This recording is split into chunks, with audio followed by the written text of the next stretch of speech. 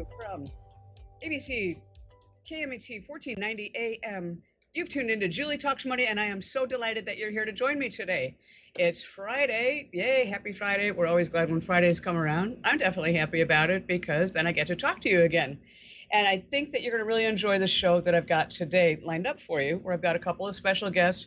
We're going to be talking a little bit about some of the disruption and how you pivot into doing different things to continue with money and making money. I'm your host, Julie Phelan, and I'm a financial life coach. I help you go from where you are now to where it is that you want to be in your financial life, and I help you work out the flows in your financial life. Now, everybody's got some different flows that we have to deal with. One, of course, is the knowledge flow, and hopefully my guest and I will help to increase your knowledge and get you into a little bit more comfort level with what it is that you know, because one of the things I like to say is that you don't know what you don't know. So how would you know how to do something if you have no idea, no knowledge about it whatsoever? So that's one of the things that I try to help with. I've got a project with somebody who's been a guest a couple times named Rebecca Fernandez, and we are helping her in the whole process of becoming a first-time home buyer, especially with down payment assistance things. Now, she had no knowledge that those kinds of things existed. So that's just one example of the kind of things that you don't know what you don't know. And hopefully by working with me, you'll be able to learn more and also have tools in your toolbox to earn more, grow it, keep your money, and protect your money. Those are some of the four main tenets that I talk about. Now, one of the things also is that your work life, your workflow, because let's face it, that is one of the major components of life, but it's also part of your financial life, because getting your financial house in order and working on your finances and growing your assets and growing your financial portfolio is work, right? It doesn't just happen. It's not just a dream that you have of winning the lottery or of money that's just going to drop into your lap somehow or sometime, or maybe you'll have some kind of money that you inherit from a rich relative. You know, you actually have to work at it. Just like with anything else, you don't have to become an accountant, but you do have to learn some terminology and you have to learn a process, because just like anything else, a process and a system will help you to get more in tune with the flow of your financial life, and you have to work at it. So of course, the final thing, not the final thing, but one of the most important things is cash flow. And now cash flow is what we call money that comes into you, and passive income is a form of cash flow. And that is money that comes in whether you're working or not. You know, it comes in when you're sleeping. It comes in anytime you have it. Rental income is one of the things that can produce cash flow. And cash flow is basically how much money is left after you pay expenses for whatever it is that you have. Dividends are also part of cash flow that you might get from stocks. And that is money that a company pays you for holding the stock, because basically you have a part ownership in the company, but they're also using your money, borrowing it. So I don't know if you knew that, but there's a little interesting thing for you too. Basically, dividends that you might get are cash flow. When you sell a stock, you get a gain. That's not necessarily cash flow because it's not something that's flowing. That is just something that happens once. And then, of course, there's going to be taxes on that, and taxes is yet another thing that we have to look at and work on, because that's part of the flow. So one of the things that you have to do when you're working on stuff is a four-step process that I have, and I use with my coaching clients and students. And essentially, just briefly, that is going from your vision and then creating an investment policy statement, and then creating an order of operations, and then looking at legacy. Those are pretty much four key things that everybody needs to know, and I help you work out. Now, the vision, like I just mentioned, is actually a vision. It's not a dream. When you have a dream, that is just something that, oh, well, someday I'm going to lose 20 pounds, or someday I'm going to run a marathon, or someday, whatever that might be. Someday I'll be rich. But you don't know how it's going to happen, and you don't have any plan in place, right? If you're going to run a marathon, you wouldn't just be dreaming about it and then one day just suddenly go, hey, I'm going to the starting line and I'm signing up for this marathon, or even a 5K that's down the street. You have to plan for it, just like you plan for anything else. You have to train for it. You have to prepare yourself and get ready. And that's one of the things that we do to make that dream into a vision that is achievable. And there's a whole lot of different ways you can do that, but the main thing is having the vision and then saying, this is where I want to be in 1 year or 6 months even. Like if you're training for something, you're going to have to go on some training runs. You're going to have to build up your stamina. You're going to have to build up your muscles. You're going to have to learn how to pace yourself and how to eat right and how to do all kinds of different things that you need to do in order to be able to run 5 miles, 15 miles, 20, 26 miles. It'd be crazy, right? You can't just go out and do it. So you have the vision that you want to run a marathon and complete the marathon. So now you have to take the steps to do it. That's an example kind of having a vision and then having a way to make that vision come into reality.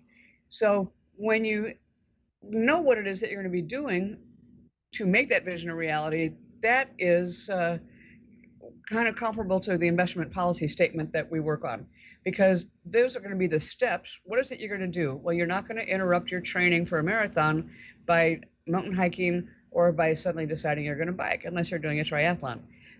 So you're going to be doing the different steps. That's the other thing that we work with you on.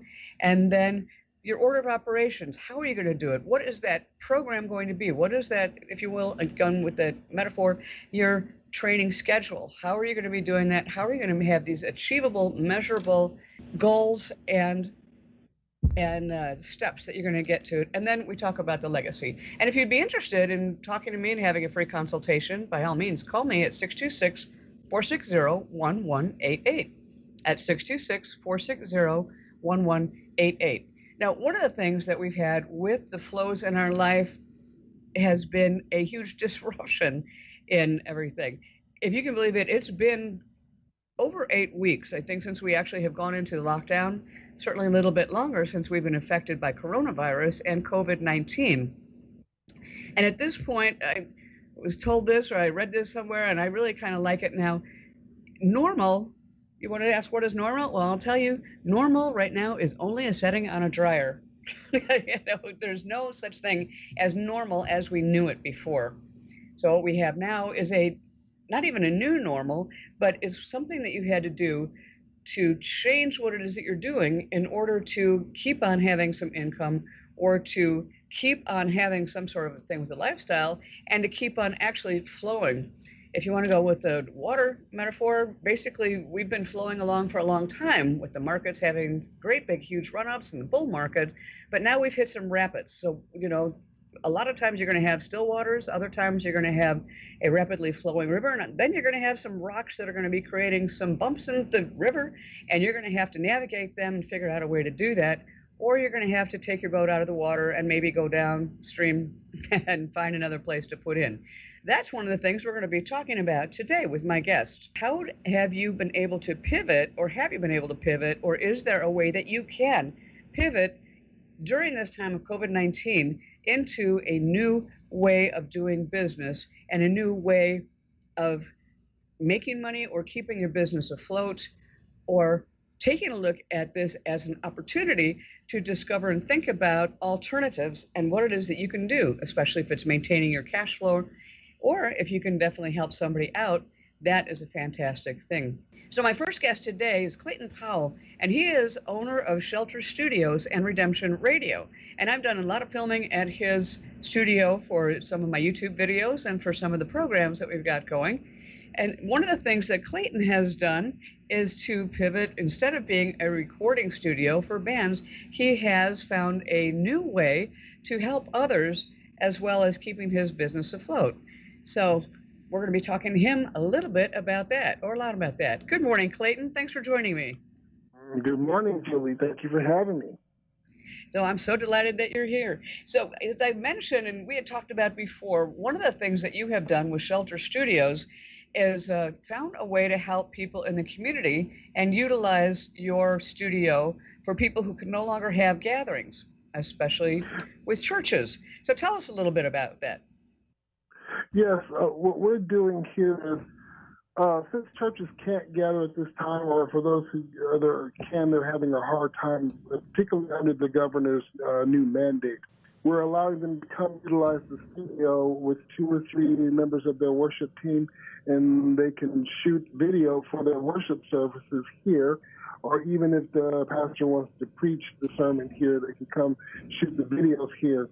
without having to be in a situation where they have to utilize the staff, because a lot of churches had their staff had to be laid off temporarily or permanently. So churches are able to come in here and record what they need to record to get their video content and their audio content ready for their YouTube channels, Facebook, Instagram, Vimeo, Twitch for those who use that platform. But that's what we're doing to help mitigate the circumstances that they're currently under. And for we in some cases we do it for nominal fees, in other cases we do it for free. But generally speaking, the cases where we do it for a nominal fee is usually where the church refuses to take our free services because they want to make sure that they have our business out, and so they pay for our services. And that's great. Now, you also have the capability of broadcasting live, right? I mean, we do a lot of Zoom meetings. Business people do that. But there are several platforms, whether it's Zoom or Facebook Live or Google Hangouts or meetings. Do you utilize any of those come from the studio? Well, yes. You and I spoke about, we have a music lessons program here. But we also have a music lessons program that is attached to a school. And so we use the Zoom platform because we have a camera set up, because as you know, we have a television studio here as well. Because we have a camera set up, we can set up multiple camera angles so that our students can see what the instructors are doing. We have software that is being used like Meticulous for those of you who are teaching music lessons and you're looking for piano software where you play and it can be seen on the screen. And through the Zoom app, you have a share your screen function where the student can see what you're playing. The student has the same software. They can do the same. The software is absolutely free. It's at www.meticulous.com, MIDICULOUS.com. But again, the software is absolutely free.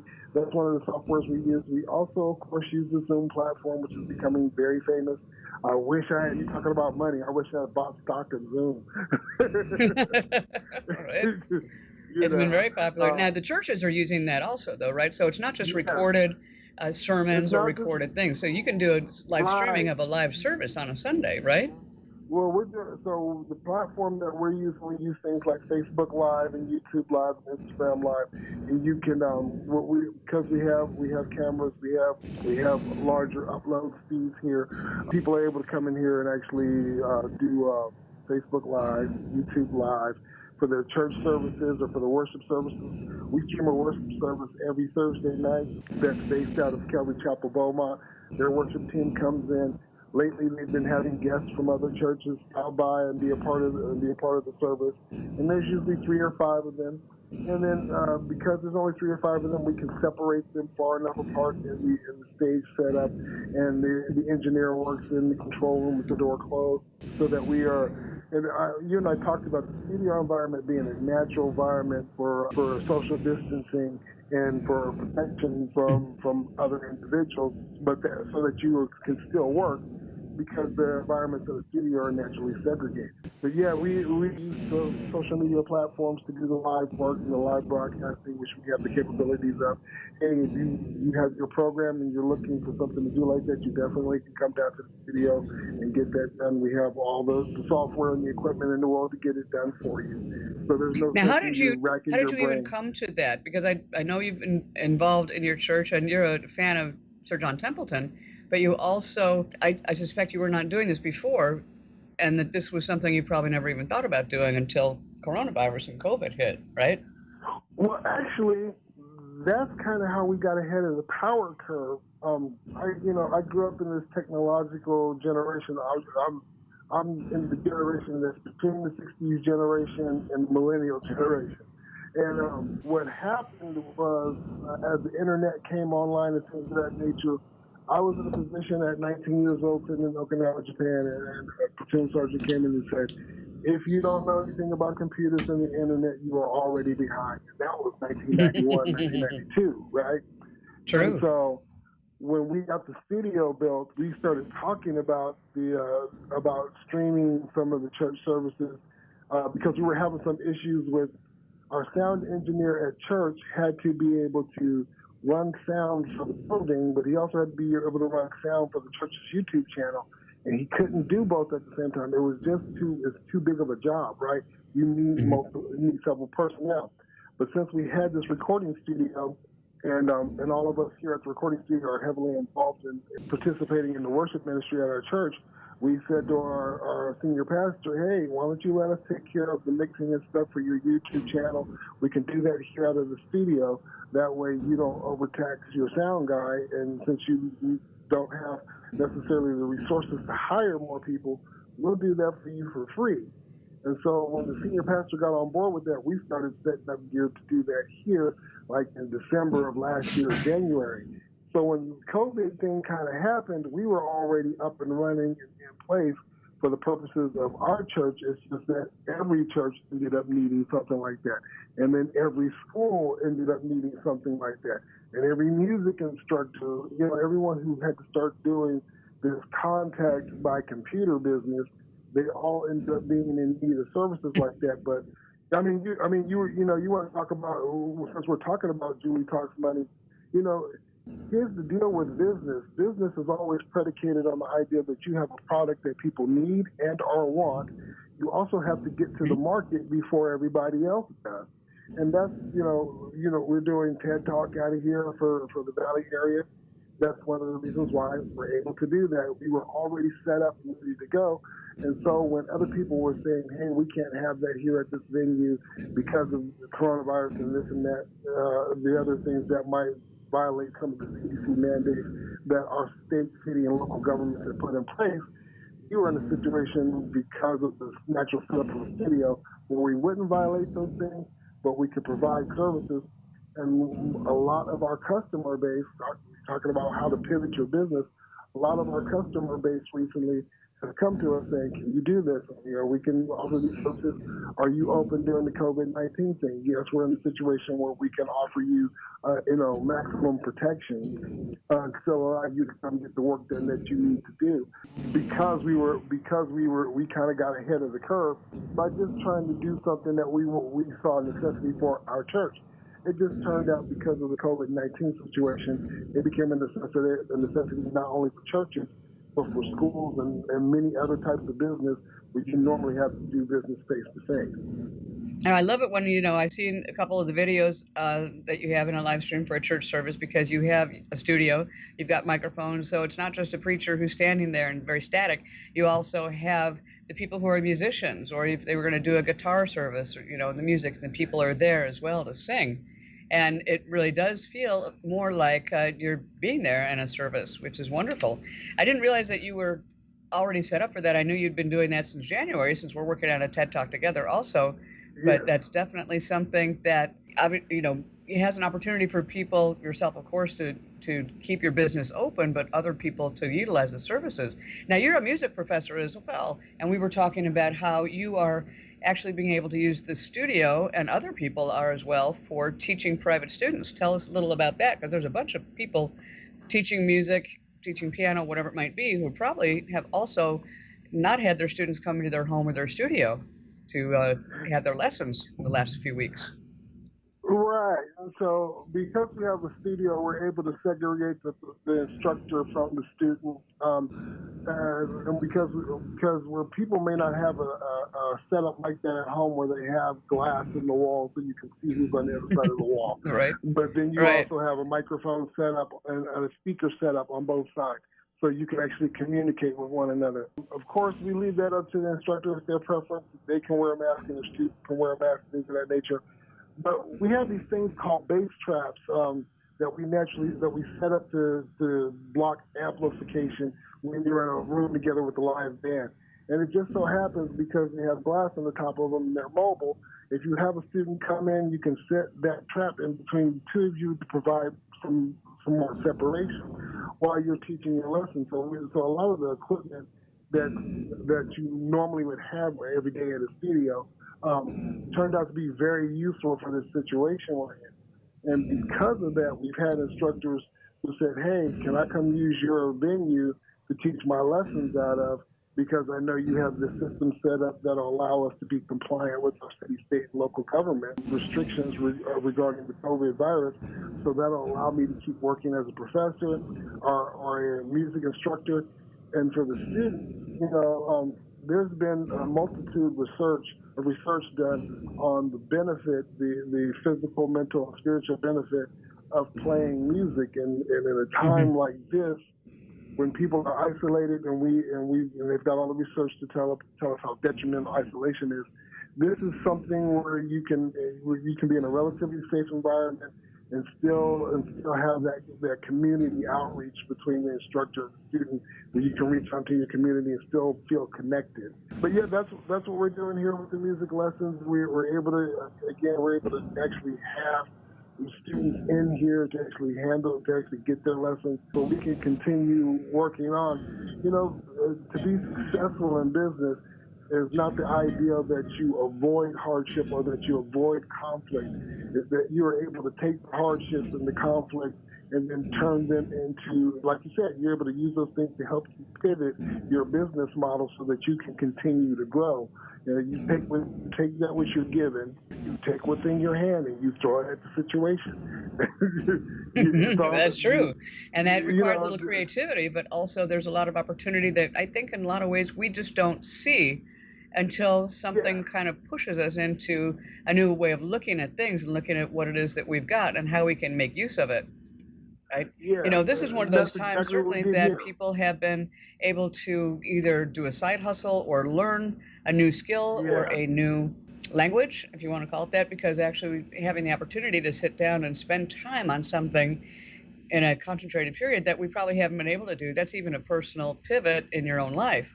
Right. But Correct. For you, obviously having that studio and having the equipment there, being able to offer something that most people, like music teachers or private students, never thought that they might need or want. It was unfathomable how deep the situation is. The Peabody Music Conservatory, Juilliard, several of the leading music conservatories in the world all had to start thinking about how do we use modern technology platforms to help teachers address teaching music. And the interesting thing for us is we were already set up to do that, just because we were trying to solve our own little personal issues here at the studio, that inadvertently put us in a situation where when everybody else was trying to figure out how to do and what to do, we had already been doing it. And so we were able to get ahead of the curve. And because of that, some places that lost business, we've actually been able to pick up their business.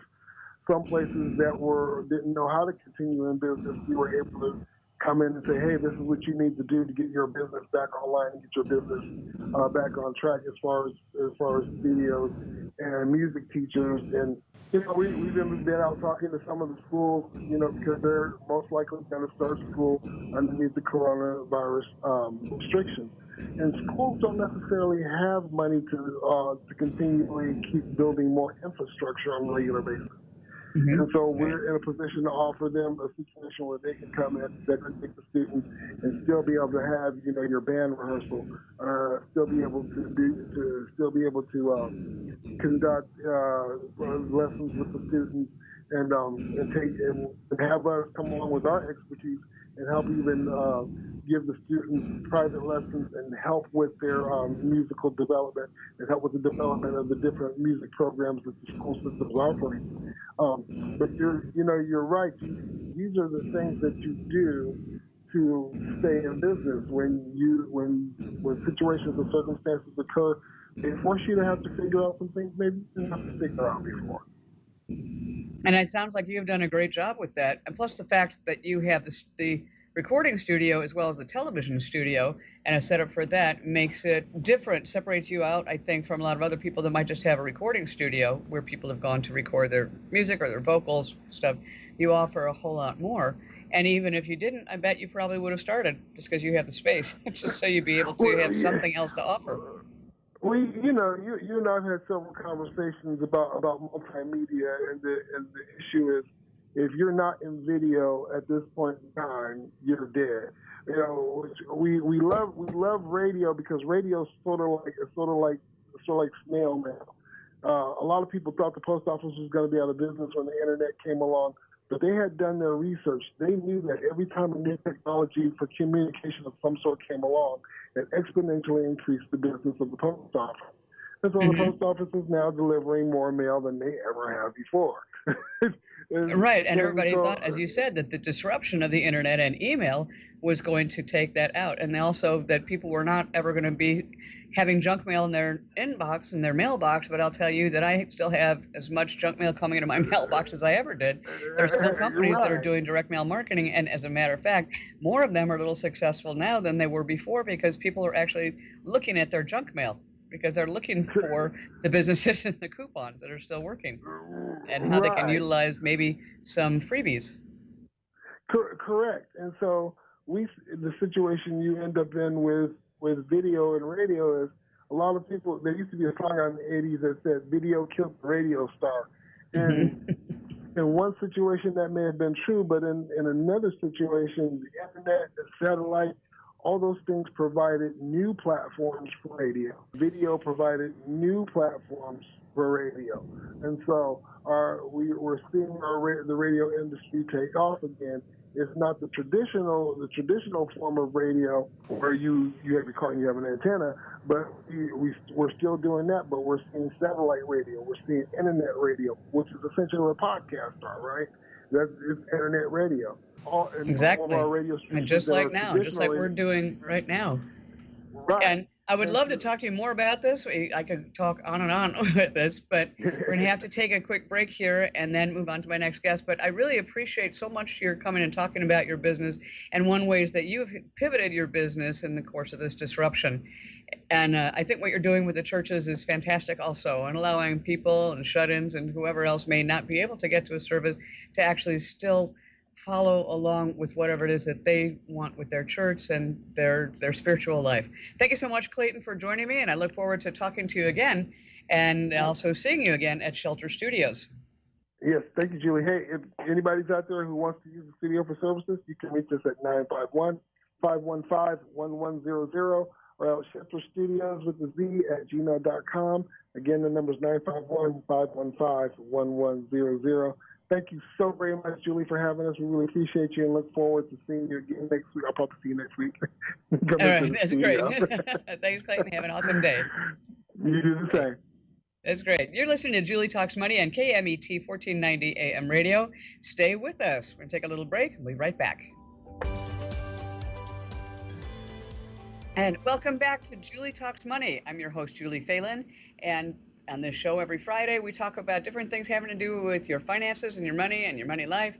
And today we're talking about how COVID-19 has affected everybody and their businesses and what it is they've been doing and if they've been able to find a new way to pivot their business, to find a new way of doing things and keep money coming in and keep maybe their businesses going and maybe help other people in the process. So my next guest is somebody who has found a way to do that. She works with real estate and with real estate investors, and she had been very active in vacation rentals and Airbnb. Now, I'm sure you've read and heard a lot about Airbnb crashing, not exactly crashing, but people are not renting places because they're not sure about what people have done to keep the place disinfected and safe. And rentals have really, really, really, really tumbled other stuff. So we're going to talk with my guest about that. Amanda Williams is coming to us from North Carolina this morning. And actually, it's afternoon her time. We're going to talk about that. Hi, Amanda. Hi, Julie. So nice to talk to you. Thanks for having me today. Oh, I'm thrilled that you were able to make it. We've talked a lot about what has happened in the investment real estate market, and that's one of the things that you work with and have worked with investors, including people from California, along with another gal who's out here that we both know. And North Carolina, you've got a lot of places. I don't think Hilton Head is not there, right? But the Outer Banks and several other places, and obviously Duke University. So tell us a little bit first what you had done with your Airbnb business and for yourself and for investors. Yeah. So we started an Airbnb business a couple of years ago, and we grew it up to, we had 14 or 15 properties when COVID hit us. And we were doing well, we were marketing to people who are relocating to this area because I also run a real estate brokerage here. And everything was great, and COVID hit, and we had $40,000 of cancellations come across the books in 2 days. Good heavens. Yeah. needless to say, we freaked out a little bit. Yeah, I But can imagine. a week later, we figured it out, and we've actually turned our Airbnbs more into 30-day rentals, 30, 60, 90-day rentals. Some of these people we've had since COVID hit, and they're not leaving. And now they're like, well, this is much better than New York, so I'm going to buy a house here and just stay. So it's been interesting, it's the way that we had to pivot. Now that's different because Airbnb people usually are there for 2 to 7 days or 2 weeks, right? I mean, much shorter than 30 days. Wasn't your Yeah. average? What was your average stay for a guest among all those Our properties? average stay, yeah, I would say 4 to 5 days. We've always had a 3-night minimum just because we didn't want the weekend partiers. We've always, really strived for people who are coming for a longer period of time. Mm-hmm. Okay, so now you've switched that to the 30 days. So what has happened as far as the customer base is concerned? How are you finding people who are wanting to do a 30-day minimum, and where are they coming from, and what reasons do they have for 30, 60, or 90-day rentals? So it's actually a beautiful thing. Number one, we post them on Zillow now. So we're right on there with all of the other houses for sale and other homes for rent that are not furnished, by the way. All of my properties are completely furnished. All of the utilities, everything is included. And so we've been marketing on Zillow. However, we've also built our brand here as well. So all of the local real estate agents know who we are. And really, it's word of mouth at this point. And I'm doing a lot of social media marketing as well to drive these people in. So you ask why they're coming. A lot of them came, they were actually some of them, 3 of them were in our properties when COVID hit. And so those people were from New York, Connecticut, other areas, and they were like, well, we're not going home. And so they've been with us ever since. The ones that we are getting in now, I do a really good job of marketing to people who are looking to move to this area. And as you may know, Raleigh, we are getting over 70 people a day moving into Wake County. And what? so 70 people a day? That's amazing. Now that's Raleigh, Durham, and what are the other areas there in that triangle? Yep, Raleigh, Durham, Chapel Hill. That's the area. Wake. Oh, so you cover a couple of different university areas. We do. We have properties in 9 different towns around Raleigh. Wow. And these are, now what kind of properties are they? Are they condos? Are they houses? Are they, large houses, small, all kinds of different things? Sizes? Well, we concentrate on no HOAs. So we have migrated more towards single family homes in nice neighborhoods, or maybe not in a neighborhood at all, because we don't deal with HOAs at neighborhoods either. So the majority of our homes are 3-bedroom, 2-bath homes. We do have a little 1-bedroom log cabin that stays rented, but the majority of our homes are single family. I just don't want to deal with HOAs. They can change the rules at any time, and I just don't want to deal with that. I don't blame it. And that it can impact your cash flow too. You and I have talked about it because I've had corporate rentals for years in the Kansas City area where there's a lot of corporations, just like with Raleigh, Durham. And when somebody can come in and they don't have to pay deposits for electric or for gas or for whatever it is, they don't have to do a first and a last month's rent, all these other things that go into renting a place, not to mention signing a 1-year lease, right, or 6-month lease. Having a short-term rental, I imagine, in that area especially, is really something a whole lot of people are real thrilled with. Especially when you can walk in and you've got dishes, you've got spices, and just like a timeshare, you've got everything you could possibly need. Yeah, exactly, Julie. I mean, we have people coming into the area, and they know that we have properties pretty much all over the areas of Raleigh, and so they'll be like, hey, we want to stay a week or 2 in the Chapel Hill location, and then a week or 2 in the Clayton location. And so it gives them an opportunity to really get into that neighborhood and see if that's a good fit for them. Because when someone's moving here from California, they don't know where to land. They don't know whether to go to Cary or Apex or Fuquay or Wake Forest, all of these little areas that are surrounding Raleigh, which, could be an hour away from each other, and it's a totally different vibe. And so it's nice to be able to come and just kind of, experience those different neighborhoods. How true. When you go into some place and you have to sign a year's lease, you may end up hating that within the first month because you didn't have an opportunity to check it out. So these are families then primarily who are going there and using your rentals? They are, yes. Now, you wouldn't have thought there'd be that much demand for that kind of thing and for families to do. But it's almost like you're inventing a new market for people for relocation. Yeah, and it just makes sense because who I don't like going to hotels anymore. Like I stay in Airbnbs because I would rather have my own bedroom, my own bathroom, be able to cook breakfast, be able to go make myself a pot of coffee, not in the hotel room. And so it's a different feeling, and really it's cheaper than staying in a hotel. Like if you really look at the prices, hotel versus Airbnb short-term rentals, then you're paying less and you're getting a way better setup. Oh, absolutely. I mean, you'd be talking about 100, 150, 200 a night at a hotel. That'd be 6,000 a month or 3,000. And Exactly. to have a house that you can rent and actually use a kitchen and everything else for your family, people having bathrooms, place to put your car, that's even cheaper. Now, as an investor, putting on the investor hat, what do you do to make sure that you're maintaining the cash flow and also maintaining the properties and having the COVID sanitation protocols in place for people to feel comfortable going into your properties? Great question. So as far as that goes, I mean, that's another reason why we were really liking this more long term, because we don't have to flip the property. And so if we do have to, then we do let it sit for most likely 2 days. We just let it sit, and then we'll have the cleaning guys go in, get it all cleaned up, and then it'll sit for another day or two, just to make sure there's nothing in there.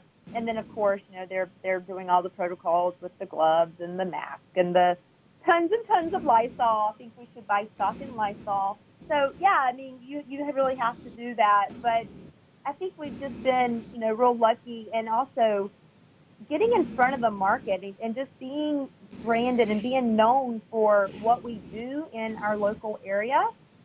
At this point, it's word of mouth. And so, I do have a lot of investors that are coming to me now because all of these properties are our properties. Like, we either own them or we have done master leases.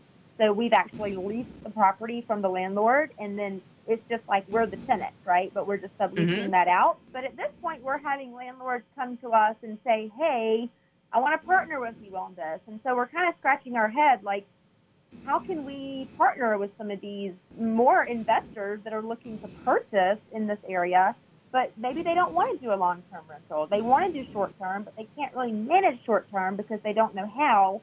So partnering up with them and maybe making a percentage of the profits or something. I don't know. We're throwing it around right now, but that's something that will most likely. It's another way of pivoting, right? A new business thing, that an alternative you're going to figure out. So what is the difference between a regular, like if you were going to be buying a house as an investor for a long-term rental, a one-year lease kind of thing, versus what you might be able to make doing these short-term rentals as an investor and the cash flow that goes with it? Give us an example. So I'll put it this way. Back here, you can get a nice property for $200,000. That property would rent for, let's just say, $1,500, just averages, right? On a regular rental? Yes, on a regular long-term rental. Okay. And that's a good property. That would be long-term. If you put that up as a short-term rental, then you would be able to bring in probably around $100 a night. And so you're looking, with vacancy and everything, I'd say $2,700-ish, not including cleaning fees, by the way, because that's another thing that you can make money on. Yeah. So yeah, I mean, you're looking at pretty much doubling your income off of that property. And that's amazing. And when you talk about a return on your investment, yeah, absolutely. Even the cost of the utilities probably is not that much. No, not really. No, I mean, on average, I would say our properties, we are generating between $700 and $1,200 a month profiting on each of our properties. Now, that really beats the heck out of a long-term rental when you have a tenant that's going to sit there and also beat up the property. And, you don't know if they're cleaning it properly. You don't know if they're maintaining it properly. I'm a huge fan of this kind of thing. Now, if I have an investor, I have a couple of coaching students, they're looking at properties in different areas. And if I were to send them to you or to North Carolina to talk about the short-term rental, and they decide, or they thought they might want to do that, how do you help them? And what kind of network do you have to help them get the property set up and furnished? Yeah, so great question. I have agents everywhere. So I'm with a cloud-based real estate firm. So we actually have a large team out in California. We have a huge team here in the North Carolina area, all over North Carolina. And so a lot of investors are actually 1031ing their money out of their properties in California and into North Carolina. We're finding that the majority of them are looking for single-family homes for long-term rentals. And so Can you give me just do a quick little explanation of what a 1031 is for those who don't know? Oh, I'm sorry. Yes. So a 1031 exchange is an opportunity for an investor to sell a property. Let's just say they have $1 million property in California. They would be able to sell that property and have a certain time limit to be able to identify and purchase a property in North Carolina and not have to pay capital gains taxes. So it's a genius way of moving your money around. Multiple properties too, right? It can be, yeah. And you could actually go from a single family in California to buying a multifamily. As long as it's real estate, you're fine. That's fantastic. You know, I am a huge fan in saving money on taxes that included. You do that. Okay, yes. Now go on with what you were saying as far as getting a property set up. Yeah, so we get the property set up. If it's going to be a long-term rental, we have property management companies here on the ground that are great. And then, like I said, you know, we're still playing with the idea of co-hosting with some of these landlords. We do have our business set up. So as far as like setting up the properties, we have relationships with a lot of wholesalers for furnishing the properties. We get everything fairly cheap. It's costing us, on average, about $10,000 per property to get into it. And that's with us, like I call it arbitraging. So pretty much master leasing the property. But we're spending about $6,000 to $7,000 on furnishing the property, and then the other money is the the security deposit, and then first month's rent. So that's about how much it's costing to get into a property. And getting it ready and turnkey. That's actually really pretty cheap. And for those who don't know what a master lease is, that's basically when you go in and you're saying, hey, I am going to be your tenant, Mr. Owner, and I will be the only one you have to deal with, and then you turn around and lease it out to other people. And so, like, that's what Amanda's talking about with the arbitrage. You get the thing that's the difference between what it is that you're paying the owner with the lease that you have and what you are leasing the property out for. And, you know, pretty good explanation there. Really, that's exactly right, Julie. And the landlords love it because they're not having to pay for property management. We are taking complete control of these properties. If anything breaks under a certain amount, we fix it. We don't bug them. We pay them. And they love it because they know that at any point in time when that property is empty, they can go in and look at their property, and it looks like they could put it on the market that day for sale. I mean, they're gorgeous. And so they love that. I'm sure that's because you're cleaning it, you're maintaining it, you're seeing it every time somebody moves out in 30 or 60 days and able to keep it fresh and maintained for the next person to come in. Yep, exactly. Good. Well, if anybody out there is interested in learning more about it, they can contact me and I'll put you in touch with Amanda so that she can talk to you about the properties that they have and cash flow, all these different things where you might be able to make up to $1,400 a month, $1,500 a month in net cash flow on a small mortgage payment. So it's amazing when you think about a $200,000 house when you're coming from California. So you can call me at 626-460-1188. That's 626-460-1188, and I'll be sure to put you in touch with Amanda. Hey, Amanda, we got to scoot now. I really hope you'll come back. I love talking to you, and I love your energy, and it's been fantastic having you as a guest and learning about what you guys are doing and changing and pivoting away from Airbnb into a new way of doing business and making the same or even more money. Absolutely. Thanks for having me, Julie. You bet. Look forward to the next time. Have an excellent Everybody who listens to me and has for a long time knows that I'm a big believer in real estate as being one of the anchors and the cornerstones of your investment policy. And that is because real estate is there, it is solid, it's subject to the values and the valuations and the vagaries of the market, of course, but it's not nearly as volatile as the stock market. You can invest in Bitcoin, you can invest in gold, you can invest in a lot of other assets, but real estate is one of the tried and true methods that people have used to build wealth. And there actually are more opportunities now than there were before because we have a mobile society, we have people who are vacationing, we have people who are putting their properties up for rent for short-term rentals, like Amanda was talking about. It's a bit of market disruption, and a lot of the things that make it possible are the technology and the internet, as we talked about before with Clayton, and as we know just from our own personal lives. You don't have to call a travel agent. You can actually go online, whether it's Zillow or something else, if you're looking to find a property, to buy a property, or to rent a property, or in the case there in North Carolina, to look at a property that you might be able to rent for 30 or 60 or 90 days while you get the idea and the feel of the community and get to drive the area. Because if you've ever moved, and I know a bunch of you have, how long did it take for you to actually find the places that you might want to do business with, or where your favorite restaurant might be, even if it's a favorite chain restaurant? How close are you to cultural events, auditoriums, theaters, universities, cities, if you want that? There's all kinds of different things that you can't really know until you've spent some time in a location. And if you've had properties that you had for Airbnb, Airbnb has changed the requirements for a lot of properties. In Los Angeles, you cannot rent a property if you have an apartment without your landlord's consent. If it's a rent-controlled property, you're not allowed to rent it out at all, period. End of story, because Airbnb's cut into the hotel businesses so much in Los Angeles that hotels have had to try and find a new way of doing things. And believe it or not, there are several hotels that are offering some kind of longer-term rentals for cheaper too. We all know Residence Inn, Candlewood Suites, several different things. But like Amanda was talking about, you get to save a heck of a lot more money over the cost of doing that. Plus, you've got space that you can spread out and your family can enjoy it.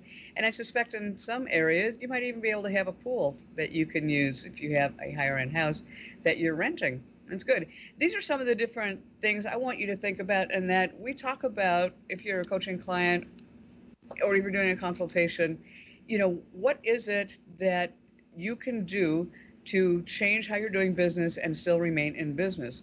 One of the things also that I am doing in that regard, especially having to do with real estate, is creating a portable COVID-19 essentials kit for realtors and for buyers and sellers and renters. Because let's face it, that's one of the big concerns that we have right now, isn't it? What is it that you can do to keep yourself and your family safe if you're going to look at a home to buy? If you're a real estate agent, what are you going to do to keep your clients safe going to look at a house? And also, if you're a real estate agent or a seller for a property, how are you going to make sure, to the best of your ability, that people who are coming in to look at your house are not going to touch anything, not going to contaminate everything? So now we have new responsibilities. A realtor, real estate agent is going to have to make sure that they go along with whatever the state protocols are by opening doors, so that nobody has to touch doorknobs, opening cabinets, letting everybody, making sure they sign a form that they agree not to touch things. Closets have to be open, and that the visit is going to be short. But then they have to also be able to disinfect the property, make sure that the clients are safe, make sure they're not putting in. So we put together this kit, this essentials kit that a real estate agent can keep with them, but we've also found different hair salons that are interested in it too, and barbershops. And in that kit, which we're putting together, we have actually an Indiegogo campaign to help finance the fulfillment of these kits and creating it, because right now it is in the prototype stage. But it will include disposable foot coverings, disposable gloves, disposable face masks or masks that people can take with them, hand sanitizers, disinfectant sprays, face shields possibly. And these are all going to be in a package that will also include a garbage bag, so that when anybody leaves that property, you know that these gloves, booties, and everything else are being disposed of properly, so they're not going to be sitting in the house, laying in the house in a trash can somewhere. It's all going to be part and parcel of the kit that you have, so you walk away with the disposable items and make sure that you keep the seller of the house safe, as safe as possible. So that's one of the things, and I hope you'll check that out. I'll let you know about the name of the Indiegogo campaign, but you can probably look it up now at COVID-19 Essentials Kit. So stay tuned for that. I'll give you more information about that. If you're interested in that, you can then pre-order it. Again, if you're interested in any of the things that we've talked about or wanting to talk to any of the people that have been guests on the show, please call me. And that's for any of the guests who've been on anytime. Call me at 626-460-1188. That's 626-460-1188. I will talk to you next week. And in the meantime, stay safe, stay healthy, and be prosperous. This is Julie Phelan. Bye-bye.